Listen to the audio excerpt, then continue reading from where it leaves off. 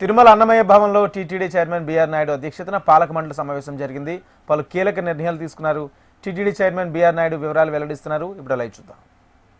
Chairman గారు చెప్పినట్లు 20 గంటల్లో దాదాపు 15.5 గంటలు సామాన్య భక్తులు కేటాయించడం జరుగుతుంది. అందుకే ఈ 3 రోజుల్లో కూడా మనకి టికెట్ ఉన్న వాళ్ళు అంటే స్లాట్ ఉన్న వాళ్ళు మాత్రమే దర్శనానికి రావాల్సి వస్తుంది. ఈ 3 రోజులు కూడా కంప్లీట్గా మనం వేరియస్ మోడ్స్లో వాళ్ళు రిజిస్ట్రేషన్ చేసే అవకాశం కల్పిస్తున్నాం. వివిధ రకాలైన భాషలు వాళ్ళు తెలుగు, తమిళ్, కన్నడ, హిందీ, ఇంగ్లీష్లో రిజిస్ట్రేషన్ చేసుకోవచ్చు.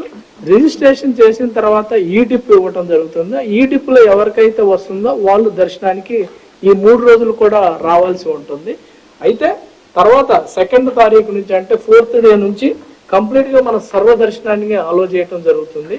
ఆ 4th డే నుంచి మనకి ఆన్లైన్లో 15,000 టికెట్లు అవైలబిలిటీలో ఉంటాయి. అలానే 1000 శ్రీవాణి దర్శనం వస్తాయి. సో దాంట్లో ప్రధానంగా ఏంటంటే 4వ రోజు నుంచి మనకి సర్వ దర్శనానికి మాత్రము లార్జ్ స్కేల్లో ఇవ్వటం జరుగుతుంది. సో దీనివల్ల ఓవరాల్గా హైయెస్ట్ దర్శనం చేసుకునే అవకాశం ఉంటుంది.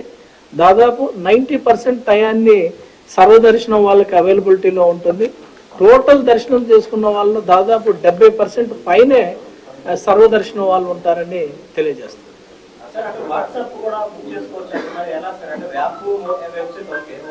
వాట్సాప్ కూడా ఇప్పుడు మామూలు WhatsApp services real time governance లో స్టేట్ లో ఇస్తున్నారు. వాళ్ళని కన్సల్ట్ చేయడం జరుగుతుంది. వాళ్ళ ద్వారా మనకి వాట్సాప్ లో